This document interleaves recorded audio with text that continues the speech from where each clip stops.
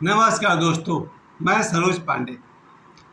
चमचागिरी भी एक तपस्या है, आधुनिक तपस्या, मॉडर्न तपस्या।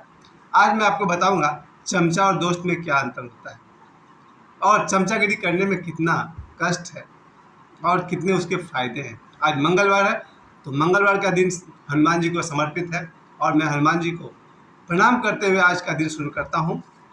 हनुमान जी के पास था साहस और बचपन से लेकर के आज तक मैंने चमचागिरी बहुत किया है और जिसके लिए मैं शर्मिंदा हूँ, क्योंकि आज मुझे समझ में आती है कि चमचागिरी एक तपस्या है, बड़ी मेहनत है।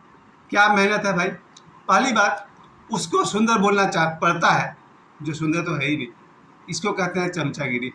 कोई आदमी जो सुंदर है ही नहीं, वैसे होता नहीं। मैं आध्यात्मिक बात करूँगा तो हर कोई सुंदर होता है। मैं थोड़ा भौतिक बात कर रहा हूँ, सामाजिक बात कर रहा हूँ। जो आदमी सुंदर नहीं है उसको कहना पड़ता है क्या हैंडसम लग रहे हो यार। यही है चमचागिरी। किसी आदमी को देख के बोलो दिल खुश हो गया तुमको देख करके और अंदर अंदर मन से गाली निकल रहा, उसको कहते हैं चमचागिरी। अब मेरे जीवन में वो दौर आया, अब जबकि एक समय था मुझे बचपन में बहुत ही चमचागिरी करना पड़ता था, क्योंकि जेब में पैसे होते नहीं थे ज़्यादा। कभी 2 रुपया, वो भी कभी 5 रुपया, कभी 10 रुपया। और फिर जिनके पास पैसा होता था उनकी चमचागिरी करना पड़ती थी। इस बात का मुझे बेहद अफसोस है, लेकिन मैंने किया, बहुत चमचागिरी किया। इसके बाद जब मैं मुंबई चला गया, लगातार 10 साल 15 साल तक मैं बॉलीवुड का चक्कर लगाता रहा और बड़े बड़े डायरेक्टर के साथ काम करने का मौका मिला। यहाँ तक कि गुड्डू धनवा जी के साथ मैंने शहीद फिल्म में भी काम किया, बॉबी देओल साहब के साथ काम किया और भी न जाने कितने बड़े बड़े एक्टर्स के साथ काम करने का मौका मिला। लेकिन इसके लिए मुझे चमचागिरी बहुत करना पड़ा। अब जबकि मैं खुद इस स्थिति में हूँ कि मैं चाहूँ तो खुद ही प्रोड्यूसर बन सकता हूँ, डायरेक्टर बन सकता हूँ, एडिटर बन सकता हूँ, राइटर बन सकता हूँ, एक्टर मैं पहले से हूँ। अब मुझे किसी के चमचागिरी करने की ज़रूरत नहीं है। जीवन में कोई ऐसा दिन नहीं अब आएगा कि भैया मैं किसी प्रोड्यूसर से हाथ जोड़े कहूँ कि सर यू आर ग्रेट। आप ग्रेट होंगे, जरूर होंगे, लेकिन अब मुझे चमचागिरी करने की ज़रूरत नहीं है। न तो मुझे किसी डायरेक्टर के आगे हाथ जोड़ना है, न किसी प्रोड्यूसर के आगे हाथ जोड़ना है कि मुझे एक्टर बना दो, वो मैं खुद कर सकता हूँ। समय बदलता है, यही बात कुछ बुद्धू लोग नहीं समझ पाते हैं। और चमचागिरी से नुकसान किसका होता है? दोनों का होता है। जीवन में सच्चा बनिए, दोस्त बनिए, चमचा नहीं। बस आज के वीडियो का मेरा यही विषय है, दोस्त और चमचा में क्या अंतर होता है। आइए 2 मिनट में हम समझते हैं। जीवन में 2 आदमी हो, 3 आदमी हो, 5 आदमी हो, चलेगा। नहीं चाहिए 700 करोड़ आदमी, 5 आदमी हो काफ़ी है। पर उनकी चमचागिरी नहीं करूँगा। क्यों नहीं करोगे भाई? क्योंकि मुझे किसी से कोई काम लेना ही नहीं है। एक समय था जब मैं टीचर था, ट्यूशन पढ़ाना पड़ता था या स्कूल जाना पड़ता था, उस समय में भी चमचागिरी करना पड़ता था। फिर माता पिता के आशीर्वाद से बच्चे मेरे बड़े हो गए। आज मेरी बेटी हमसे बड़ी है, मेरा बेटा हमसे बड़ा है। मुझे किसी से कुछ चाहिए नहीं। और जिस आदमी को आपसे कुछ नहीं चाहिए वो आपकी चमचागिरी नहीं करेगा। अगर वो कर रहा है तो क्या भरोसा कल को चमचागिरी करना बंद कर दे। तो पहली बात कि मैं हनुमान जी का बहुत ज़बरदस्त साधक रहा हूँ बचपन से। शायद अगर मेरी उम्र 5 साल की रही होगी, उस समय से आज तक मैंने हनुमान जी की ज़बरदस्त साधना की है। ऐसा कोई हनुमान मंदिर नहीं हो सकता जो मेरे सामने से पार हो और वहाँ से हम पार हो जाए, नहीं। इस मंगलवार को मैं ये कहने का साहस करता हूँ, चमचागिरी एक बहुत बड़ी तपस्या है। और तपस्या इसलिए है कि जो आत्मा से नहीं निकलता है वो मुंह से कहना पड़ता है। किसी को कहना पड़ता है वाह क्या आइडिया है, और है आइडिया उसका बकवास। क्यों हम सच नहीं बोल पाते हैं लोगों से? और दूसरी बात, चमचागिरी में और एक बात है, वो इज्जत दिया तो भी चमचागिरी करिए, वो बेइज्जत कर रहा तो भी चमचागिरी करिए। ये सबसे बेकार बात है। इज्जत मिले या बेइज्जती मिले, चमचागिरी जारी है। मैं देखता हूँ कई बार चमचों को लोग कहते हैं चल हट यहाँ से, वो फिर भी दांत दिखा कहता है नहीं यार यू आर ग्रेट। सर क्या मजबूरी है? चमचागिरी की तपस्या की सबसे हार्ड पार्ट यही है कि आपको उसके लिए हमेशा दांत दिखाना पड़ेगा जो आपकी इज्जत करे या बेइज्जती करे या आपको अंगूठे के नीचे दबा के रखे। आपको दांत ही दिखाना है। यह है चमचागिरी की तपस्या का एक पार्ट। एक और पार्ट है यही बात कि कोई आपको आदर करे या दुत्कार दे और आपको दांत ही दिखाना है। इसको कहते हैं चमचागिरी। और उसके बाद चमचागिरी में मुझे जो सबसे तकलीफ होती है वो होता है झूठी तारीफ करना। जो आदमी जीनियस नहीं है, बुद्धिमान नहीं है, उसको बुद्धिमान कहना पड़ता है, ये है चमचागिरी। जो आदमी, जैसे मैंने शुरू में कहा कि जो आदमी हैंडसम नहीं है उसको कहना पड़ता है क्या लुक है यार, ये है चमचागिरी। जो आदमी इंटेलिजेंट नहीं है, जीनियस नहीं है, उसको कहना पड़ता है what a brain, what an idea sir ji, ये है चमचागिरी। थोड़े पैसे वाले क्या देख लिए, कहना पड़ता है भाई कुबेर के अवतार हो, ये है चमचागिरी।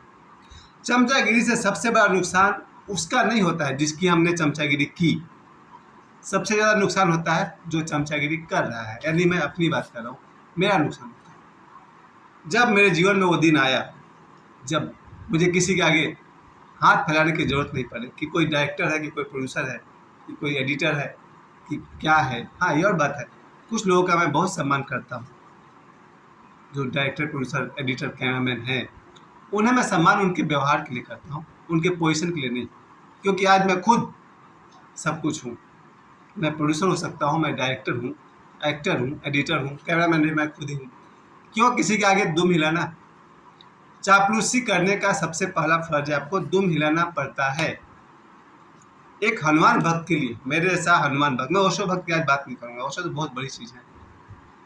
ओशो ने ये साबित कर दिया कि एक रोल्स रॉयस खरीदने के लिए आदमी कितने हथकंडे अपना सकता है, कितने सारे सही गलत काम करेगा, तब जाके वो एक रोल्स खरीदेगा। ओशो ने साबित कर दिया कि ध्यान साधना समाधि करते करते वो 96 रोल्स रॉयस के मालिक बन गए।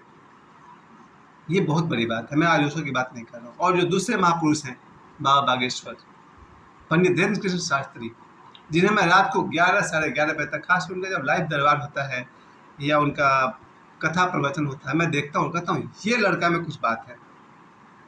11 बजे रात को 27 साल का लड़का जब वो हाथ उठाते हैं और 3, 4, 5, 10, 12 लाख लोग तालियां बजाते हैं, तो मुझे लगता है ये हुई ना बात। खैर, वो लड़का ऐसी ऊंचाई पर है कि वो उसे किसी की चमचागिरी करने की ज़रूरत नहीं है। देखिए, बाबा बागेश्वर ने हाल में जो बेटियों का शादी किया उसमें उन्होंने 22 लाख रसगुल्ले बनवाए थे। बाबा बागेश्वर ने 22 लाख रसगुल्ले बनवाए, उन्होंने 20 लाख से अधिक लोगों को इंटरटेन किया, उनका स्वागत किया। और आज उन्होंने फिर निमंत्रण दिया कि अगले साल जो महाशिवरात्रि में कन्याओं का विवाह है उसमें आप सभी आइए और एक सप्ताह ठहरिए। हम अपने चाचा, मामा, फूफा को भी बुलाते हैं और एक सप्ताह ठहर जाते हैं, शायद लगता है हमारा बजट हिल जाएगा। लेकिन बाबा बागेश्वर कहते हैं कि अगले शिवरात्रि में आप लोग आइए और एक सप्ताह तक रुकिए कन्या विवाह में। अनुमान कीजिए 25 लाख से अधिक लोग पहुंच जाते हैं कन्या विवाह में बाबा बागेश्वर के पास। और उन 25 लाख लोगों को एक सप्ताह तक रखना, 2 बार 3 बार भोजन कराना मामूली बात है, बहुत बड़ी बात है। और फिर भी मैं कहता हूँ ये लड़का उस ऊंचाई पर है जहाँ वो समझ सकता है चमचागिरी नहीं, साधना, तपस्या की ज़रूरत है। वापस लौटता हूँ मैं अपने विषय पर, और जस्ट 1-2 मिनट आप लोग मेरे साथ रहिए। चमचागिरी का नुकसान ये होता है कि हमारी आत्मा हमको धिक्कारती है।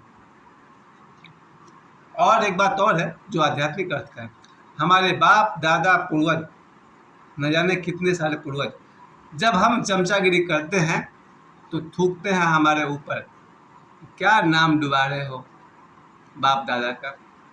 प्यारे दोस्तों, अगर आपकी थोड़ी भी स्वतंत्र हैसियत है, जैसे स्वामी युक्तेश्वर गिरी, उनके पास बहुत ज़मीन जायदाद थी, उन्होंने अपने ज़मीन बेचे उस ज़माने में, 20 लाख 50 लाख जो भी बेचे, उनसे उनका जीवन भर का खर्चा निकल गया।